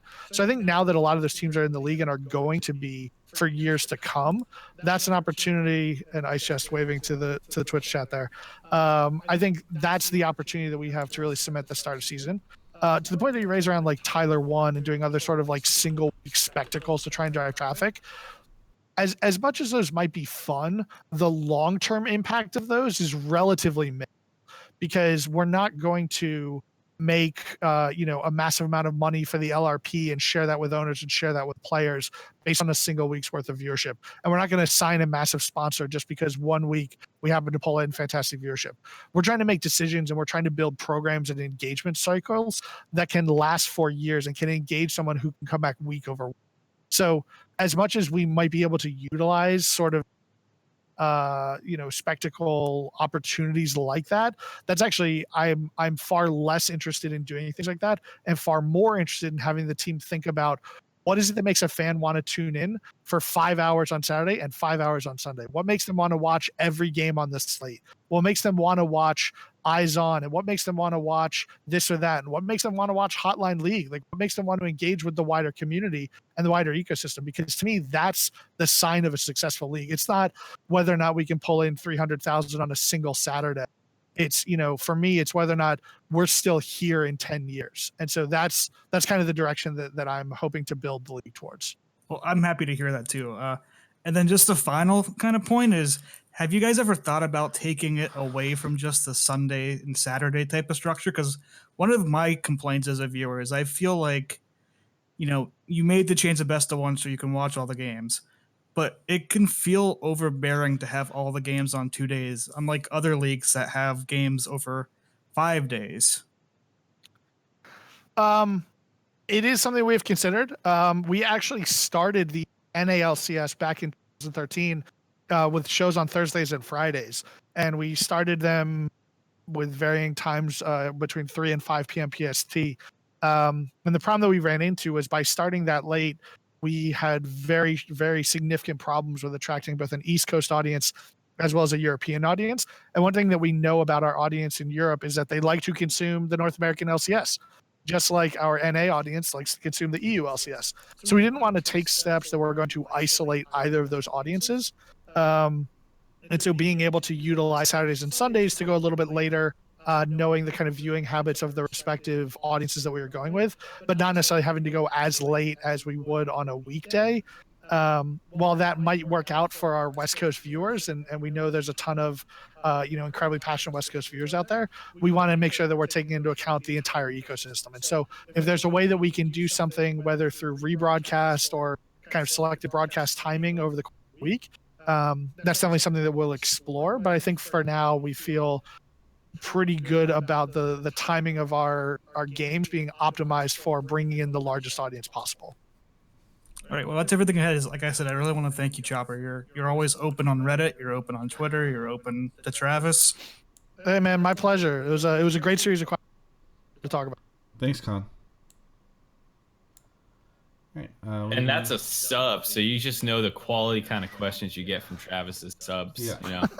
Just great people all around. Thank you to Oak Silk who has subbed, by the way. Ovi used to work at Riot. I think we'll go for about another 10 or so minutes, just because I feel like we're starting to kind of. It's a lot harder for Mark and I to banter back and forth on this episode because the questions are like, will LCS ever be on a different weekend? Or different day of the week, and Mark and I are like, well, we can't really involve that, so maybe a little bit of a shorter show. as we move on to our next caller. Gurin is so here. This guy is also talking about best of ones, but he likes them. So maybe this is going to retread some common ground, and if so, hopefully we can move on quickly. But I pulled him a little bit ago to represent the other side of people who didn't who preferred best of threes. Gurin, where are you calling from? Mississippi. Very good. And what do you want to talk about? So like Mark said, I initially, when the split started, I didn't like going to best of ones. I thought it was a bad idea from like the competitive standpoint. But as the split has gone on, I've found that I've been able to watch almost every game and really like get into the LCS, which I haven't really been able to do in past splits. And just like how sorry, I can't think of the words. How like games between the 9th and 10th place team are way more exciting in BO1s, and I just kind of wanted to ask Chopper if like that was like the overall goal of switching to best of ones over best of threes. I'd say it was part of the goal. I think kind of like I talked about, wanted to enhance the health of the overall ecosystem and the viewership of the product. And I think when we were in a BO3 world, to be pretty frank, a lot of people would tune out for a matchup of the 9th and 10th place team because it was going to take 2.5 hours at a minimum. Now, when you know that it's going to be a 45-minute block within a 5-hour block of compelling content, I think it's a lot easier to watch that. And I think it also turns into a much more engaging matchup because, you know, both those teams are far more incentivized to get that single win. And so you end up with much more engaging games. I mean, some of the most fun games that we've seen in the season have been with teams closer to the bottom of the standings than the top. So I think that was kind of one of the benefits that we projected would come with shifting back to BO1.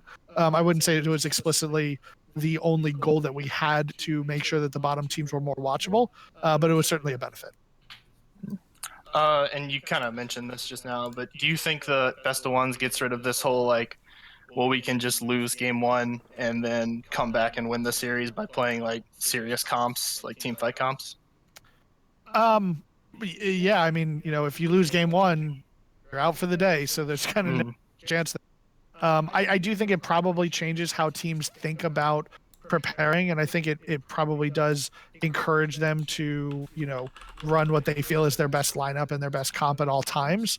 And so I think to that degree you might feel like there might be less inventiveness, but I think we're also seeing, because teams know that they're always going up against everyone else's best shot, sometimes some teams have to get creative to take down that other team's best shot. So, you know, I think teams are going to adapt to make the best out of any situation that they can. And I think, you know, it's going to result in a really watchable league if you have teams that really care about competing and are proud of the product that they put out on the field. All right. I'd also say I think just generally like the best of three, like not trying in the best of ones, or like the first game of the best of three was probably not that common. Like I think maybe teams were willing to be a little bit more experimental, but I doubt they ever got to the point where it's like, well, we don't care. It was just like, we'll try a 1-3-1 comp, even though we're generally not a 1-3-1 team. So I think that was probably never too much of a concern, but I do agree that like maybe for the first like third of the season, before teams like settle into their spots, they don't take as many risks and it can result to a slightly more stale meta. But like once you get to week 4 or 5 where Golden Guardians realize like, oh shit, we're 0-8, that's when you start seeing like Camille flex jungle and the Alawi top, and like the bottom teams start taking the risks that they need to start climbing. And I think maybe it's a little less experimental throughout the entire season, but you still see, at least for like meta, it starts shaking up a little bit later once the standings settle a little more.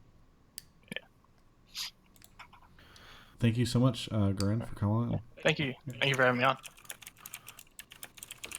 All right, just a couple more callers here as we're wrapping up.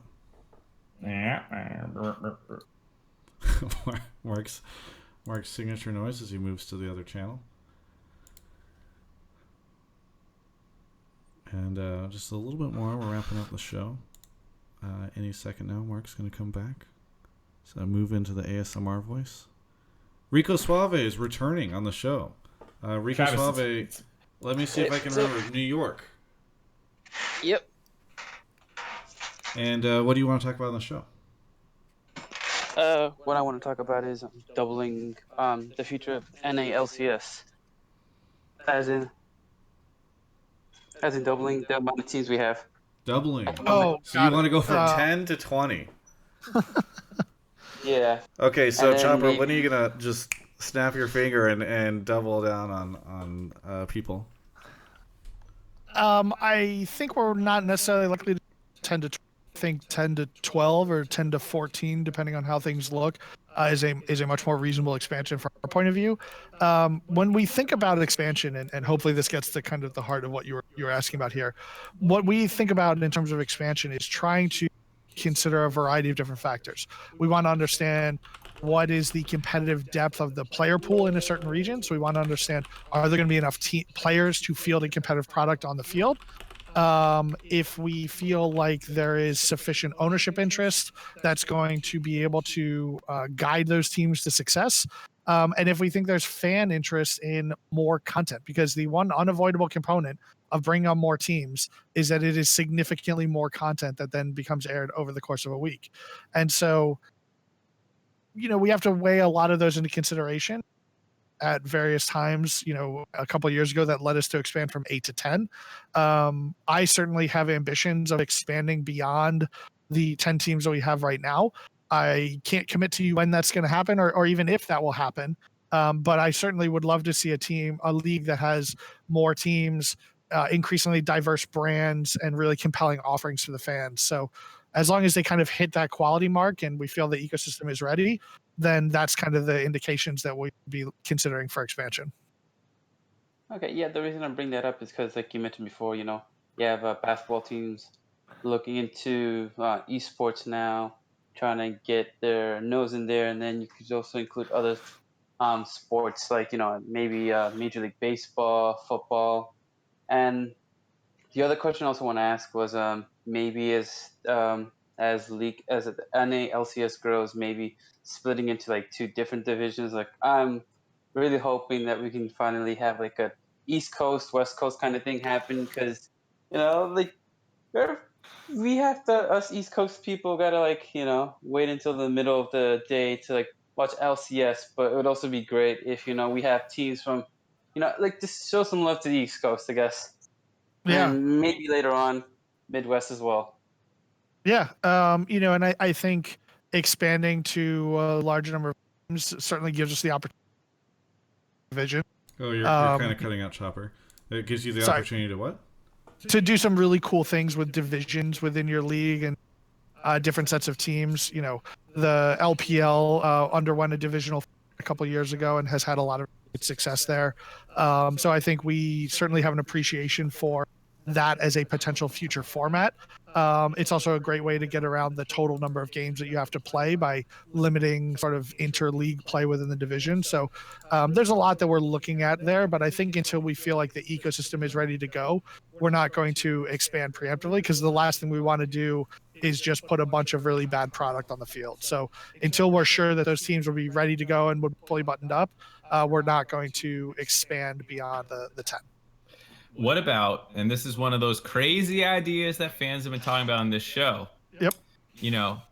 Europe and NA merged to make one super region, and it's like the, North American League and the European League, but we're under the same thing. You kill all the transfer rules. Kind of like the European MLB in baseball, I guess. Yeah, I mean, I think the challenge there is like, what is the goal that we're trying to accomplish? Are we trying to see more NA versus EU competition, but in a world where all of the inter policy rules go away, what do those teams actually then mean in the context of NA versus EU? And coupling that with the massive logistical difficulties of trying to do offline matches that involve teams traveling potentially from Berlin to LA on a semi-regular basis.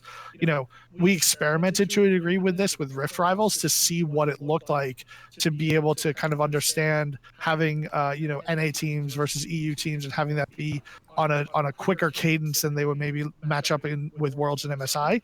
And it's really difficult on those teams to do that much travel. And still find time to practice and take those matches seriously. So I would be pretty hesitant to go too far down that road, just because I'm not sure there's too much to be gained from it, because I think our fans of North America and our fans of Europe have a significant number of opportunities to see that competition happen. And I also don't think that there's a ton of logistical ways that we could make that not be an utter nightmare for the teams. There you go. Oh. Unless each of you in the chat says build an island in the Atlantic, just have it play there. So if someone's willing to spring for the Atlantis, then I reconsider all of them. The Atlantis LCS studio. I really appreciate that. Yeah. Damn, I think that'd if be they're going to sick. do that, they should help make the Hotline League live happen in Miami. No, Travis. That sounds like a much better idea. Let's just BioShock. Just build a city underwater and just play there. Yeah.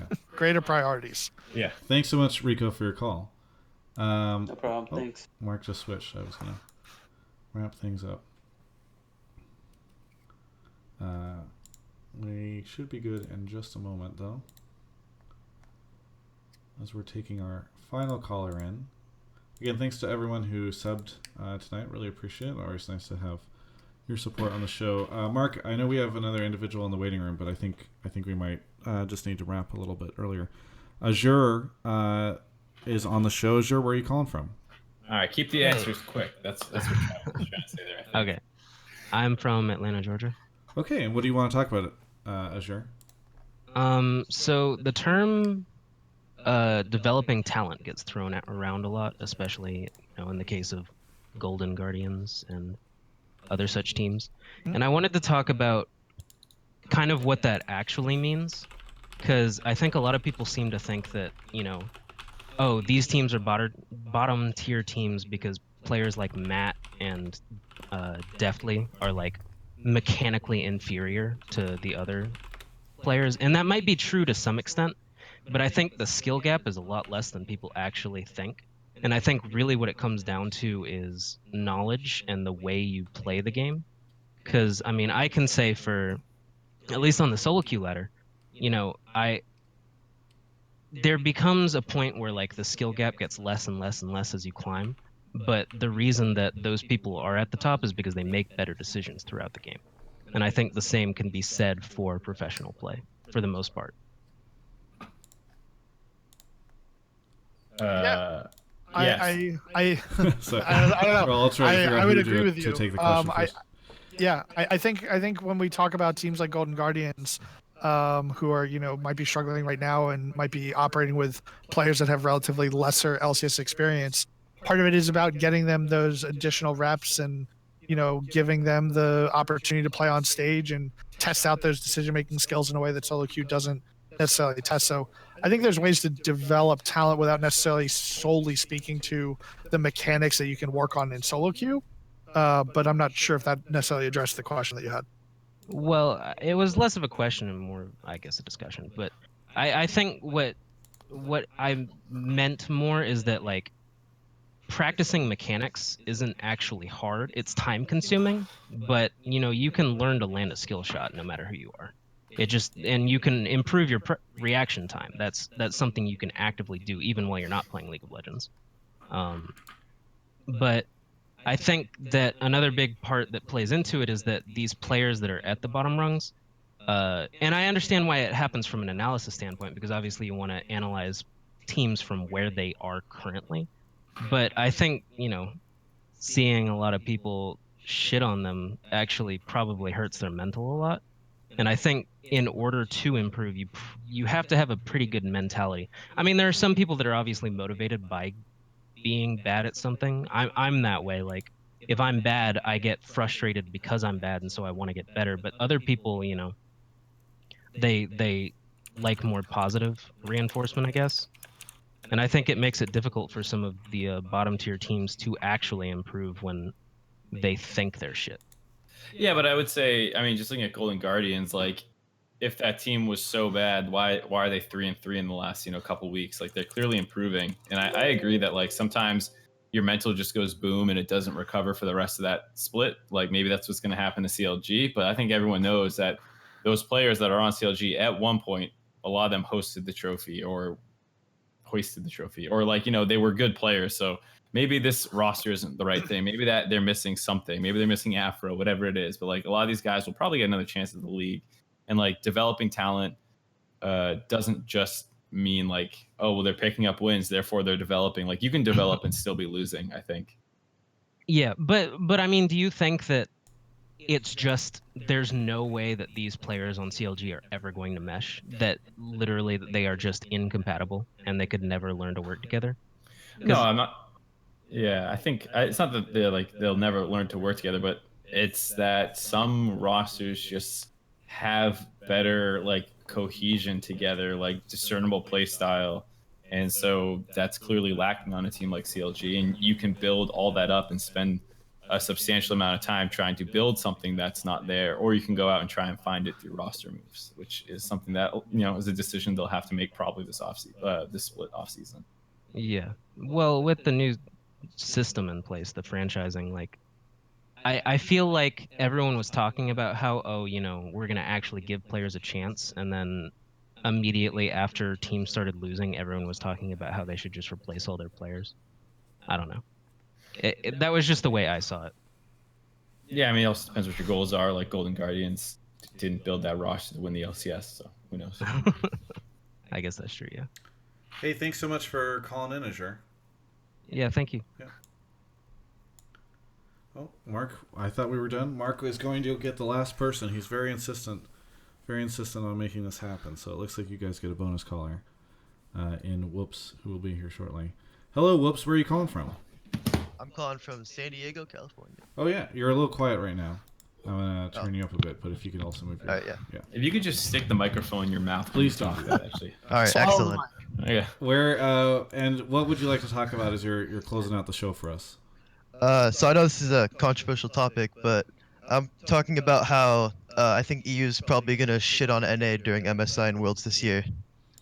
And how I think franchising hasn't changed the overall quality of NA as a region. So, Mark, I told you, I was like, okay, I think we're going to have to miss that last caller.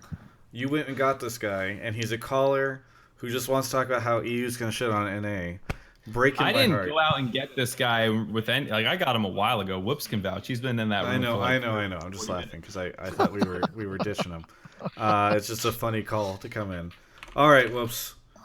I don't know why you're saying this, because the NALCS, if you look at how competitive it's been, it's more stacked than ever. Even the bottom team can take games off of some of the top teams. Clearly, I don't know. You know, you haven't been watching, I think. Well, you say that some bottom tier teams can take games off the top teams, but I'd say EU is even more exciting than NA is this year. Yeah. We've had underdogs like Giants and Vitality come up and start beating the league, even though now Vitality seems to have jumped off a cliff and is just playing like shit. But that's besides the point. Teams like H2K are rising out of the ashes and are starting to take games off of some really good teams. And the way that the top teams in EU are playing, like Fnatic and G2, I think that if they have to play against Echo Fox and C9, who are the current top two teams in NA, in my opinion, NA doesn't stand a chance. Okay. And Twitch chat right now is spamming the hang up emote, including Steve from Team Liquid who is spamming it. So. Well, if Steve's team could start playing a little better, then maybe I wouldn't be saying this. Okay, all right. Steve's gonna get in here. I feel it. He's gonna shit talk you. Chopper, you were gonna say something? I mean, look, like we have a lot of folks here who product, and I'm super close with the guys who run that league as well. There's between the two of them. I don't happen to coincide with your view on this one. NA is primed for international play, and I think, you know, but it's hard to take away from the EU guys. I mean, it's been great watching guys like Vitality and the mid laner GGK kind of jumping up out of nowhere, and it's great to see guys like that get in place, because I know now who is the NA mid that we're going to steal for next year. So, you know, it's great to see kind of a farm pool of talent continue to crop up, and you know, we'll see how this goes at MSI and Rails. What was that phrase you said right at the beginning there, Chopper? It was like, I don't think we align on this or something. What was it? I said I don't think we're particularly aligned on the how that'll shake out. Yeah, that's like the Riot way of being like, man, fuck you. That's like their equivalent of the PR talk in meetings of like. And nah, and man, look, maybe I can respect that. Maybe I'll eat my words, but I know there's a lot of really motivated and hungry teams out there, and I'm excited to see them take the stage internationally. Yeah, I'm excited to see how they play, but. And we'll find out. One thing I'll soon say too is just like franchising is more of a long-term solution, I think, than just like this split. So maybe EU, even if they do crap on us, I think it's fine to make fun of NA, but it's probably not like, see, look, franchising was stupid after a split. Oh, I agree. Too. Yeah, It's just look, NA took Sven and Mithy and Power of Evil and Fabivin. EU's ruined. Oh, we just replaced them. Is there something in we're the just water over there? Is there like some Swedish hot spring water that they're giving to them? Is is that why they suck when they come to North America? Oh, Jesus. Who knows? All right, thanks so much, Whoops, for calling in. Yeah, thanks for having me. Yeah. Thanks, man. All right, so we're wrapping up the show. Mark, is there anything, any shout-outs, plugs, anything you want to say here at the end? No. Nothing.